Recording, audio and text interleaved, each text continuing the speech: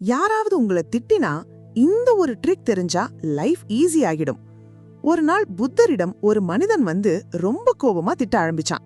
அங்க இருந்த சீடர்கள் எல்லாம் கோபமா இருந்தாங்க. ஆனா புத்தர் மட்டும் சும்மா சிரிச்சுக்கிட்டே இருந்தார். அவன் எல்லா கோபத்தையும் முடிச்சதும் புத்தர் கேட்டார், நீ ஒரு கிஃப்ட் கொடுத்தா அதை யாரும் வாங்கலனா அது யாரிடம் இருக்கும்? அவன் சொன்னா, என்னிடமே இருக்கும். புத்தர் சிரிச்சு சொன்னார், அதே மாதிரி நீ கொடுத்த கோபத்தையும் நான் வாங்கல, அது உன்னிடமே தான் இருக்கு. யாரோட கோபம் நம்மிடம் வரணும்னா நாம அக்செப்ட் பண்ணணும்.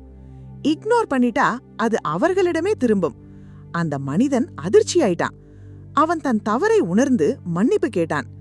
யாராவது கோபப்படுறாங்கன்னா அதை நாம் எடுத்துக்கிட்டாதான் அது நமக்கு பாதிப்பு, இல்லனா அது அவர்களிடமே திரும்பி போயிடும். ஆபீஸ்ல யாராவது ஹார்ஷா பேசினா ரியாக்ட் ஆகாதீங்க. ஃபேமிலில ஆர்குமெண்ட்ஸ் வந்தாலும் காமா இருங்க.